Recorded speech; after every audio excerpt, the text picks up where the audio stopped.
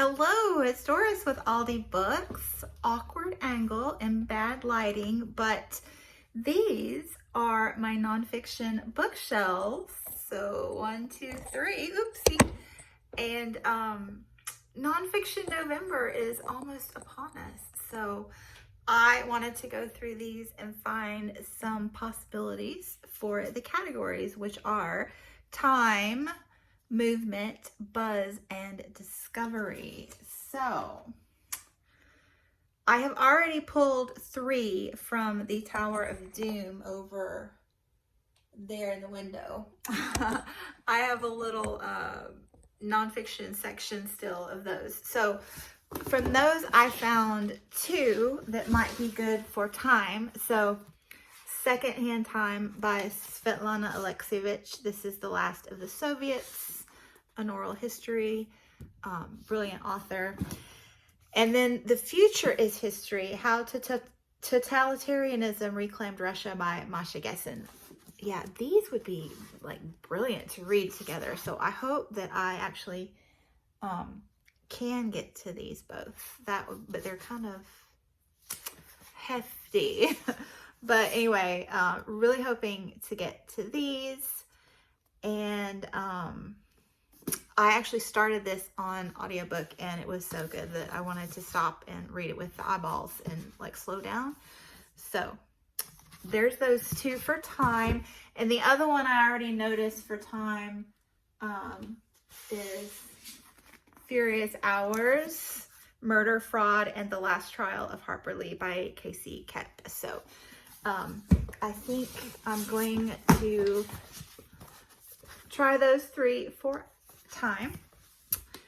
And then Discovery, Stranger Than We Can Imagine. This is also off the Tower of Doom. An Alternative History of the 20th Century by John Higgs. So this one I actually got off of Dee Dee from Brown Girl Reading, her book club's long list. I get some really great ideas from that every year. And so I snagged this one 2 or 3 years ago now, which is why it's on the Tower of Doom. But this sounds fascinating to me. John Higgs argues in Stranger Than We Can Imagine that before 1900, history seemed to make sense. We can understand innovations like electricity or democracy. The 20th century, by contrast, gave us relativity, cubism, the song, quantum mechanics, the id, existentialism, Stalin, psychedelics, chaos, mathematics, and climate change. Higgs shows us that in order to understand such a disorienting barrage of ideas, we need to view these concepts within the context of a new kind of historical narrative. Here is the story of a confusing century as told through the ideas produced at the furthest fringes of arts, science, and culture.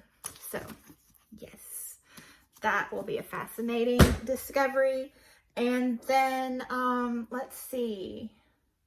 Well, let's, before we find the other 2 discoveries, because I don't have a good idea of those yet, let's talk about buzz. If you've watched my channel for any length of time, you know that buzz is a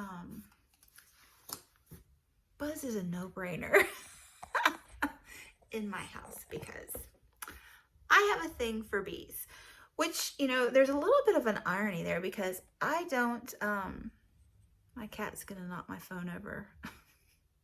Good job, guy.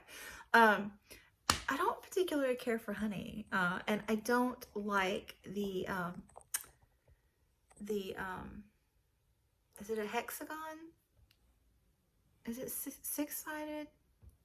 Sexagon? Anyway, I don't like that shape as an artistic element, but I love bees. You didn't need that rant, did you?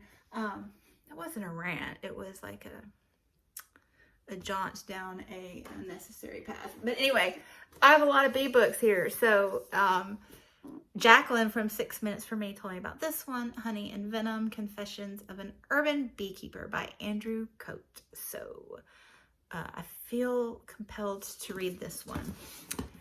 And then, look, Buzz, The Nature and Necessity of Bees by Thor Hansen. I think this is a favorite of Olive's, from a book Olive, who hosts Nonfiction November. So I think this needs to be on the definite pile.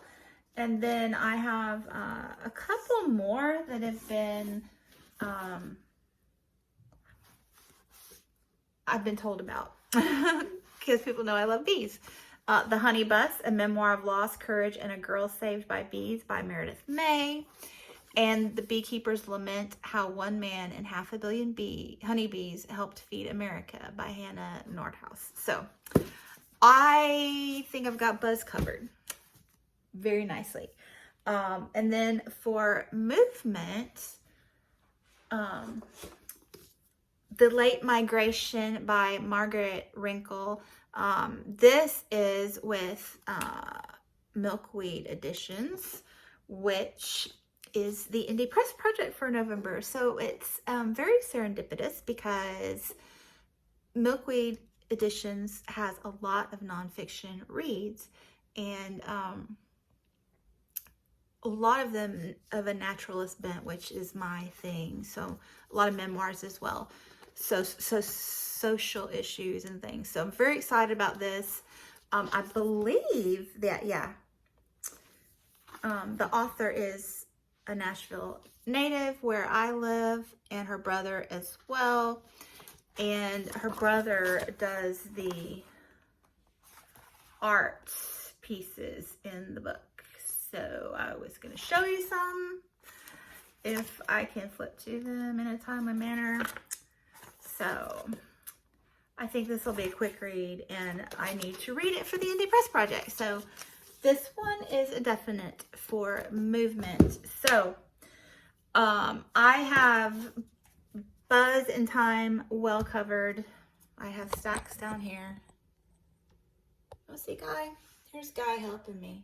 Say hi, Guy. He's right behind the phone. So I need to find a couple more for discovery and movement. So let's look here at what we have. Discovery and movement. So Stingray would be fun for Buzz too, because bees sting. Oh, discovery. So I could do A Walk in the Woods or Turn Right at Machu Picchu would be neat for both of those, really, right? Movement and discovery. Let's see. Maybe one of these Simon Winchesters. Oh, The Age of Wonder. American Eden. I've been wanting to read this one. I think I'll pull this one out for discovery. David Hossick, Botany and Medicine in the Garden of the Early Republic. So, hello, I'm still here. I think I'm going to pull this one out for discovery for sure.